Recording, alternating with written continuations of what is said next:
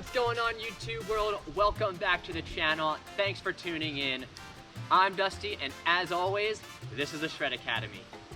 We're in Port Jervis, New York today at some awesome trails, and I'm on a trail called Flintlock, and they've got a pretty sweet small road gap. It's the perfect road gap for a beginner who's looking to kind of enter into road gaps or even step down jumps.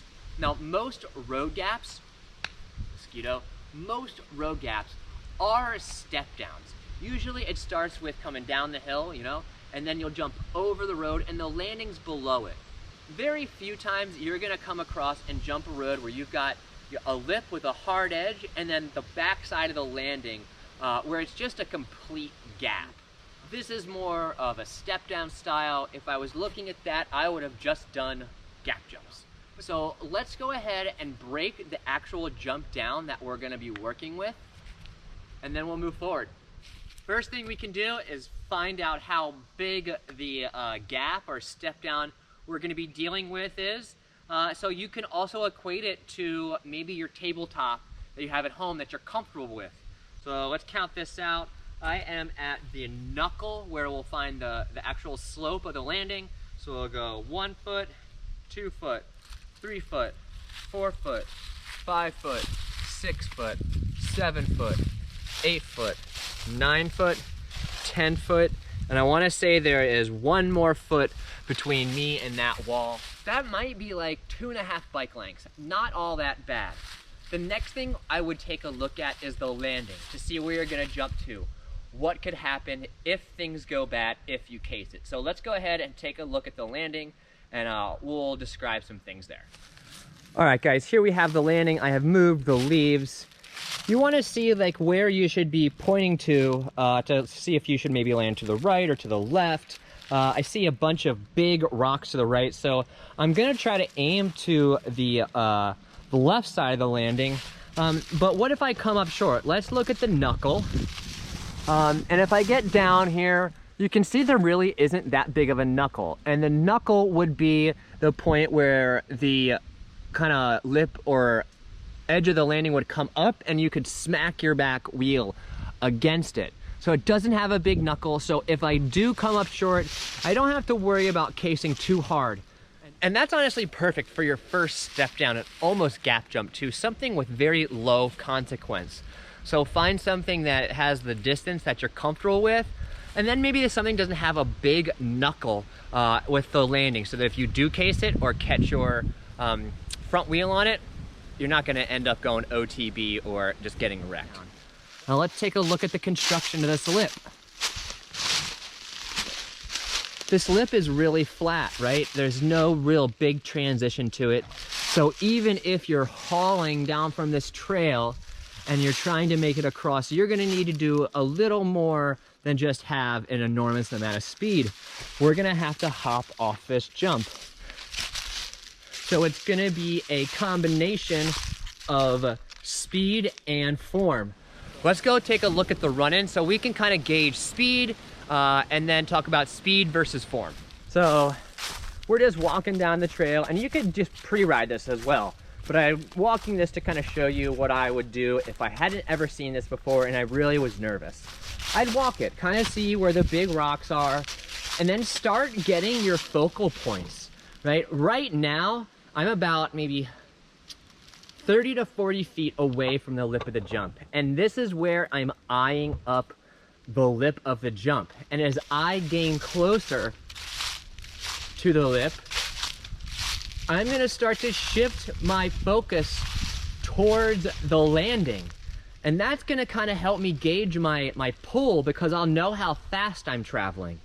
And that gauge between speed and form is something that's gonna come with more time on the bike and experience jumping. It's not something that a coach is just gonna be able to go, this mile an hour equals this much pull. It's honestly a little different for everyone else depending on your style, how good your form is, and all that kind of things. There's a lot of variables. So the steps we've taken before we've hit our first step down jump or road gap is we've checked out the distance of the actual gap. We've looked at the construction of the lip to see if it's lippy, if it's more of a flat takeoff, to see what kind of form we're gonna really need to go off of the jump. We've also checked out the landing to see what kind of rocks or obstacles are in that landing, to see where we should kind of aim to land off the lip. And then finally, we checked out the run-in to see where we should kind of approach from, and then where we should start looking at the lip and landing. So riding in our first time isn't blind, and it's not really our first time, because we've walked it and we've pre-rode, and now we're gonna try to re-ride, and then we can free ride. So without me talking anymore, because we've done a lot of that, let's get to some side angles. I wanna show you the right way to do this, and then I'm gonna put myself on the line, as I usually do for you guys, and show you the wrong way. And we'll hopefully do that back and forth, back and forth, back and forth video. I think that kind of worked well to show you guys form. Hopefully you'll see the difference between the right and the wrong way, and the right way makes it not scary, and the wrong way makes me nervous for everybody.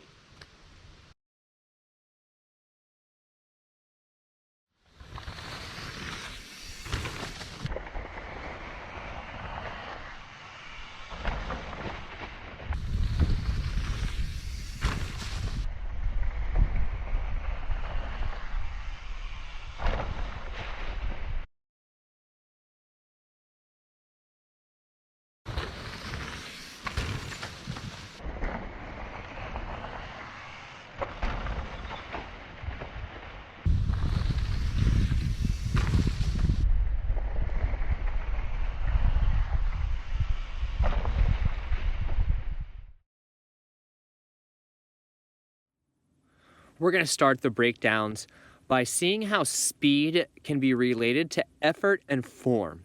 Now this first clip, you'll notice that I'm going at a little bit of a slow pace, and I actually have to put in a bunch of effort off the lip here to make sure that I make it all the way across. Now, one thing that stays constant is always my J-hop form, approaching somewhat in a relaxed position,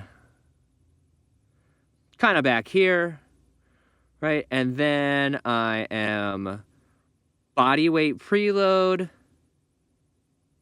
You can see my chest start to shift up and back. I'm going to initiate that front wheel lift. My heels are going to push into the lip. Now look at where my chest sits right here. My chest is fairly vertical.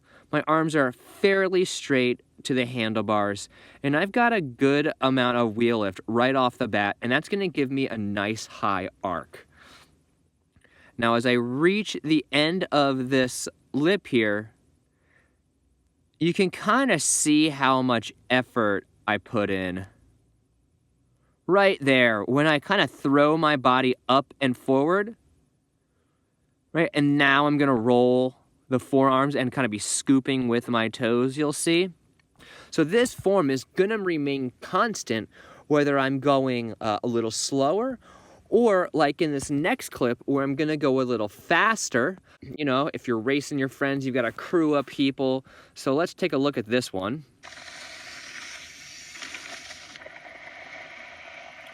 The same thing happens, but the amount of effort I actually put in is a lot less. So let's take a look as I come in. We'll look at that J-hop form and the amount of, we'll call it accentuation I'm putting in.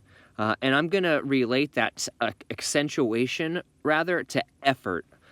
So as I roll forward here, I do my body weight preload. I start shifting my hips back, and this is where my chest starts to extend upwards. Now here you can tell I'm not as vertical as I was in the previous clip, and I'm not going to get that same angle of wheel lift. And you can also see I don't put in a whole lot of effort for the explosion, if you will, but my front wheel certainly doesn't fall before my rear wheel leaves the lip. And then I've got rolling the bars through, connecting that front tire first, and then that rear tire. Let's quickly take some ghost comparison to really look at the difference between a slower speed and need for more accentuation of the form and my higher speed. In the screen in front of you, we have a clip of me with that slow form, and then as we go back, this is the high speed. So take a look at my chest position here versus here. Lower speeds, more effort, I need a little more height. So my front wheel lift is gonna be a little taller, so you can actually see how much space I have down here between this other clip here. I'm definitely doing less of a wheel lift in this faster execution or faster speed than in this slower speed. Let's clear this out. We'll go ahead a little bit farther. Right to basically before I explode. So this is the slower form. Let's take a look at how high that front wheel is, right? Versus this speed. This speed, faster. Slower, faster. So with a faster speed, I'm actually not gonna need as much lift or arc to make it across, but I am still going through the same motions. The last thing I'm gonna say is at these higher speeds, you're gonna get away with not having these accentuated motions, or body positions, if you will, with your chest back farther, because you don't need to get as much airtime. But that doesn't mean that you're not creating a counterweight with this upper body. I'm definitely still I'm definitely pushing in with my feet and my heels digging in to this lip, and I'm kind of leaning back off the bars here. It's not as accentuated as here, but it's definitely happening. Let's go forward. I want to show you guys some bad form and then how it relates to what we're looking at here.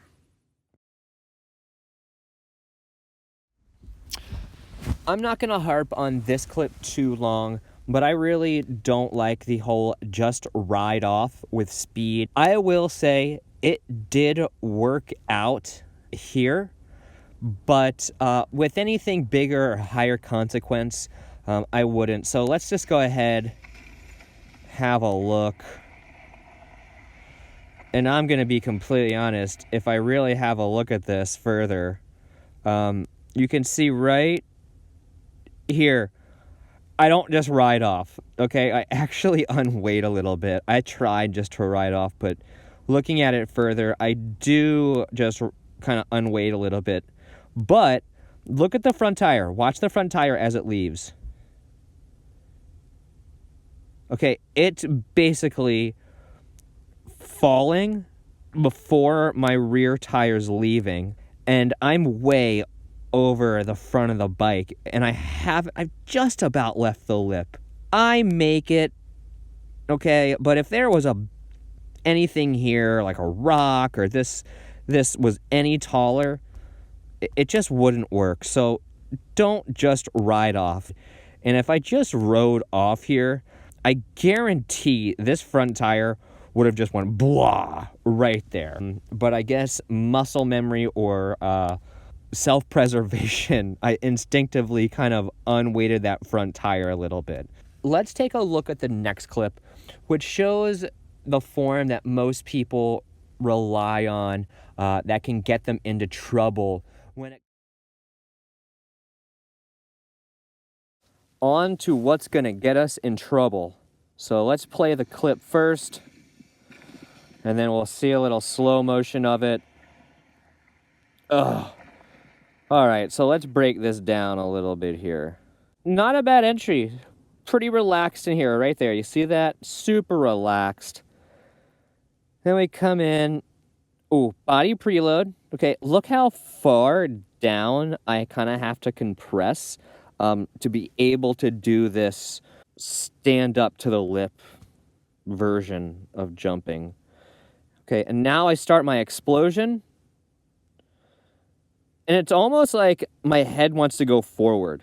And I'm almost going to lift the rear end first. Looking at this is quite scary. I'm completely unweighted. Oh, you can see daylight underneath my wheel right there. So I've completely left the lip right here. So I'm traveling all what did I say? Call it 11 feet plus another 6 feet. As we go in the air, there's no way I'm going to be able to pull this bike up to do any form of kind of rolling or kind of lifting with the toes. This is when you're going to see those people start to do those air pumps, and it almost looks like they're doing the initial wheel lift in the air, or they're going to be pulling their body down, and it's going to look like they're sucking their whole body down to the bike, and it's not like they're getting any more air time. They're actually making it feel like they're getting less by bringing themselves down. Okay, stop ranting, Dusty. Now let's use our ghost mode, and we'll compare these two clips side by side or on top of each other. So in this clip here, the first one, I'm using proper form. This is where my body sits as my front tire leaves the lip. Let's see where my body sits here.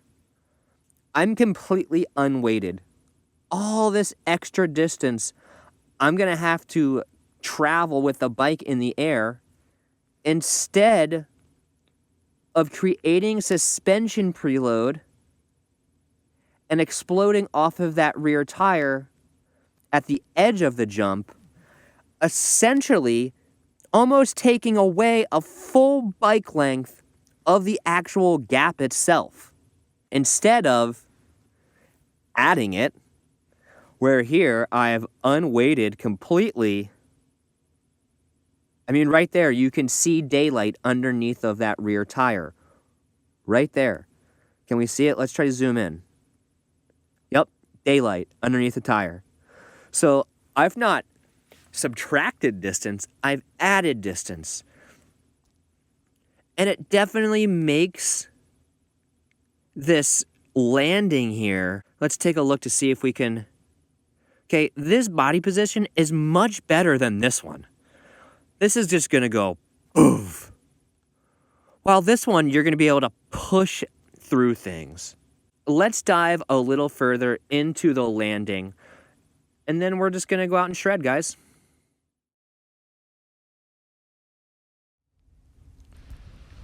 Finally, we make it to the landing. And landings of step-down jumps are much like any other jump, except for you want to equate for the fact that you are taking off at a higher point and landing at a lower point. Now, a lot of step-down jumps I've found have kind of a less angled landing, so it's a little harsher already.